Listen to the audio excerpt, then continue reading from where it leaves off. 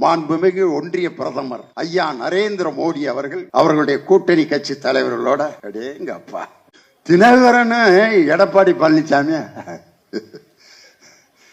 இதுக்கு பேசாம பிச்சை எடுத்து பொழைச்சிட்டு போயிடலாமியா. அன்புமணி ராமதாஸ் அதே எடப்பாடி பழனிசாமி என்ன பேசினார் தெரியுமா? அவர் கொஞ்சம் தமிழ் தெரியாத மாதிரி தான் பேசுவார். அன்புமணி ராமதாஸ் ஐயா எடப்பாடி பழனிசாமி எப்படியாப்பட்டவர் தெரியுமா? அவருக்கு அரசியல் ஞான சோனியம் ஒன்னும் தெரியாது. மூணே வேலை பார்ப்பாங்க.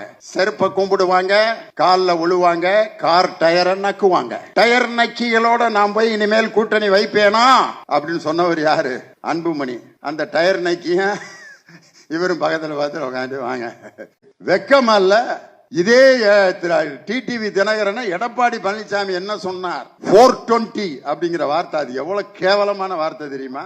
ஏமாற்றுபவர்களையே ஏமாற்றுபவனுக்கு பேர் தான் 420. அப்படிப்பட்ட ஒரு ஆள் டிடிவி தினகரன் சொன்னார். அப்புறம் இன்னொன்னு சொன்னார் பாருங்க, துரோகத்துக்கு ஒருத்தருக்கு நோபல் பரிசு கொடுக்கணும்னா அது எடப்பாடி பழனிசாமி தான் கொடுக்கணும். எடப்பாடியும் மோடியும் நடிப்புல ஒருத்தர் மிஞ்சின ஆளுகையா. அடேங்க அப்பா.